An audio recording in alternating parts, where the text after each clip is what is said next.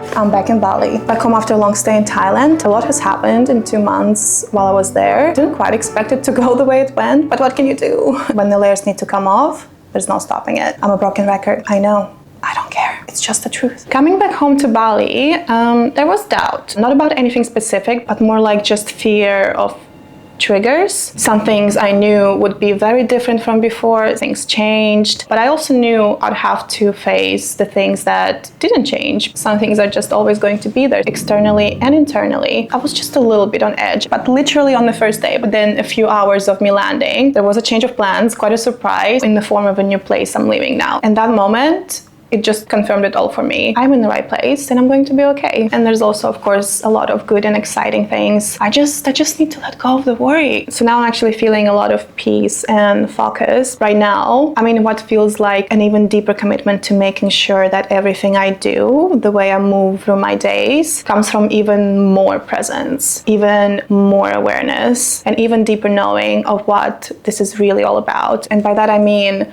so the last thing I did while in Thailand was go into a strict, silent, full immersion Vipassana meditation course. 10 days, over 10 hours a day of meditation, no distractions, literally. We weren't even allowed to keep any notes or journals or bring books or practice anything else. Strict schedule, silence, complete immersion, and all that. It's not a punishment or an escape from reality. It's actually so you get a perfect environment to make a real difference to your mind, a real shift in your life. Like you're given this gift of no distractions and real guidance for the teachings and the structure. Again, it's not to limit you. You're invited here to really focus on your work. It's always up to you how seriously you take it, but it is hard work. It is a lot to ask from your mind and your body. From my experience and everyone I spoke to after, it is challenging because you get to be with your mind one-on-one and really observe it. Maybe even for the first time in your entire life. And that can go either way. There are very bad days and very good ones. And the body really hurts. Sitting in one position for hours and hours a day is a lot. I had days when my body was in so much pain, but that's the part of the process too. If you look at it from the perspective of the training and what the teacher explains, it's actually one of the most important parts of it, the purification of the body and mind through pain and discomfort. So yeah, it's a very deep experience and it's available to everyone if you feel called to it. But again, it is hard work. It's not an escape from your life and it's not some easy quick fix. It's just an incredible opportunity to really make a difference to your life if you're open to it. You don't come there to just learn to meditate better. You come there to see the truth about your mind, your power, and the laws of nature and life. It's the Dharma, the reality, and opening yourself to accepting for what it really is. Coming into it, I was not new to meditation. I've been all in the theory, the science, different techniques and teachings, the apps, the books, podcasts, all of it, and for a couple of years. In my head, it was all very clear how it works, how it can help, what the real benefit is. Understanding meditation did completely shift my life at one point. It opened the door to understanding that we can observe our minds instead of reacting to everything. It's that shift in perspective, becoming the observer, not the victim of the world and ourselves. It landed. That realization has been with me ever since. So yeah, you didn't have to convince me why meditation is helpful and important, but my actual practice and dedication, it was patchy and inconsistent, usually only when I needed it most, out of desperation. And the way I would describe it, especially after hearing teacher talk about it, is how wisdom can sometimes just be intellectual, surface level, just knowledge. That hit because I knew all about it. I knew all my whys and hows. I had all the inspiration. I understood the power of practice and I believed in it completely.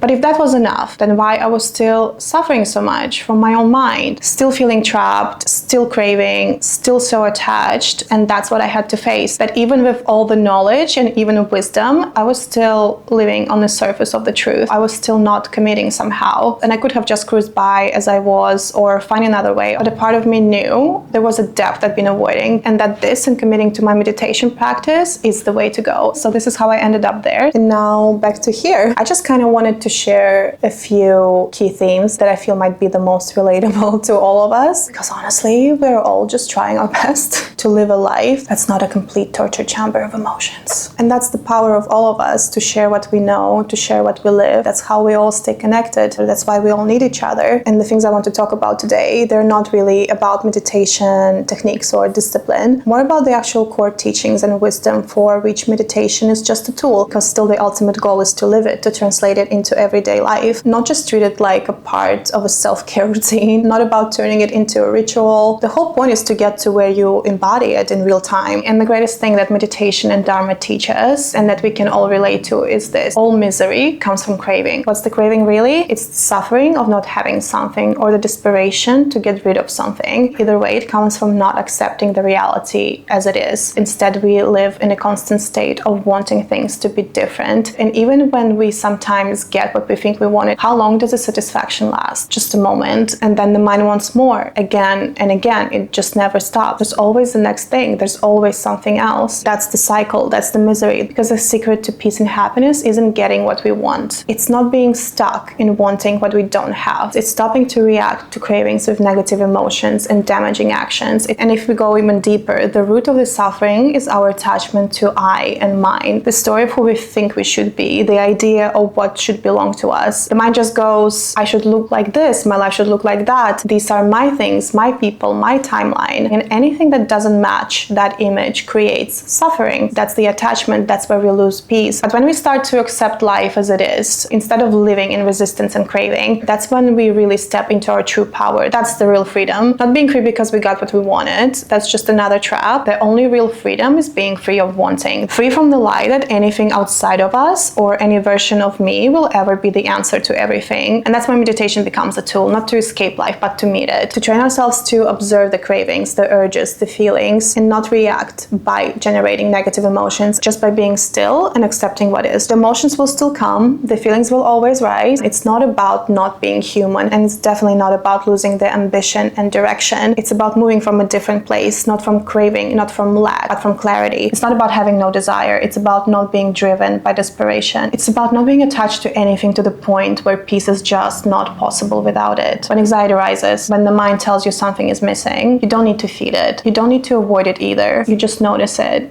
And you let it pass, because it will pass, always. That's the law of nature. Nothing is permanent, and that is how we return to balance. That's how we take our power back, so we can finally focus on things that truly matter, like joy, connection, community, so we can live to create and give, fully present. So now, practicing the release of our cravings, observing our reactions, and actively choosing peace leads us to the next layer of truth. Real freedom is radical responsibility. If we don't fully understand and live like we understand that we create our own reality, then life will always feel like something happening to us, and that keeps us in suffering. It's not about controlling the world. It's about recognizing that we create our own reality by choosing how we experience it. Because when we refuse to take the responsibility, we stay trapped in the illusion that something outside of us has power over us. But the moment we really get it, that we are responsible for how we react and how we carry what happens, that's when the shift happens. No situation can make us miserable. No person can take away our peace. No experience, bad or good, has the power to define us unless we give it that power by refusing our own freedom. This is the real work. To move through life, accepting reality as it is, with its beauty and its difficulty, and remembering that staying in balance is our responsibility. That's the path, and no one can walk it for us. It's completely on us. Liberation and freedom are not given. They're chosen over and over again. So yes, emotions will rise. Life will test you. But how long we stay in suffering, that's up to us. Whether we come back to balance, that's our choice. It's not a miracle experience or a person coming to save us. We are that miracle. Taking our power back, owning our mind, mastering our emotional world, and from that place, we create the experience of our own reality. There's of course so many more layers to all of this, but this is where we start. And for me, talking about it here is the way to remember, because walking the path is a constant dance between the truth and wanting things to be somehow different. It really tests you. Some situations become easier instantly, the others take time. Sometimes you have to burn yourself out a few more times before it really shifts. But the point is to keep going. Even if you handle one situation better out of 10, that's already progress. Eventually it becomes 7 out of 10, 5 5 out of 10, 3 out of 10. It's not about perfection. It's not about fixing anything. This is the path to peace in our complicated and overwhelming world. This is what it means to be human. And the ultimate goal is to move through life with peace and unconditional love. So it can be a good life,